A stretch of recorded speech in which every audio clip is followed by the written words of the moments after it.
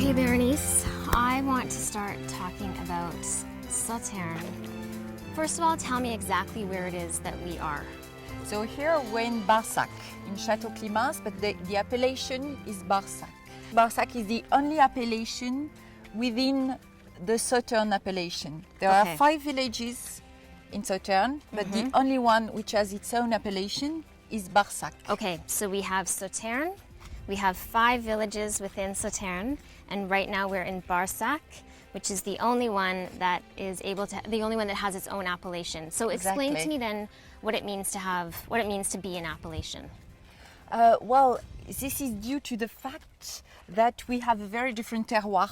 Okay. So we are making the same kind of wines. We're making Sauternes, we're making sweet wines made with noble rotted grapes, and from Sémillon and sometimes Sauvignon, sometimes a hint of Muscadel. But in fact, the terroir is roughly very different, because when you go to Sauternes, you will see there are hills and it's more gravelly, and you have many different kind of soils. Here there was something very particular, and so we're almost directly on the very old limestone basis that covers all the region. This limestone is fissured and it permits natural drainage, which is very important, of course. So the Barsac appellation is determined because of the terroir. Yes. Right. And your Sauternes happens to be 100% Sémillon. Yes, you know, in Sauternes, generally speaking, you have more Sémillon because Sémillon is very good for noble rot. But here in Climens, we have 100% Sémillon, and this is very rare. This is due to the terroir, because we're very close to the limestone, and the way the Sémillon reacts to limestone terroir is absolutely fabulous.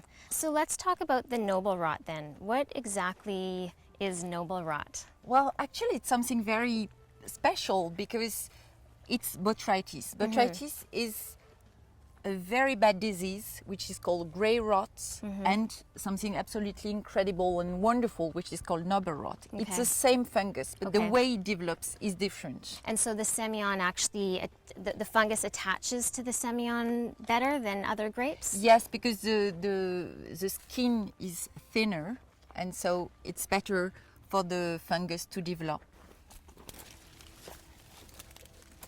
Look at that. Yeah, you know botrytis is coming. Okay, so why are some green, some red? Because in fact, botrytis will develop in a very uneven way in the vineyards, uneven way. And so you have golden grapes, and then you have ones which are just beginning to be a little pinky. And this pink, we call it chocolate, because it looks like hot chocolate. And then the grapes are going to shrivel and concentrate, and that's what we call confit. This is the one we want. To taste it. Okay. It is very good, but not as sweet as I thought. No, because there's balance. Makes sense. Okay, so we go have a sip. I'm trying to figure out how grapes that look like this can turn into this beautiful, world-famous Sauternes. Okay, let's go give it a try. Yes.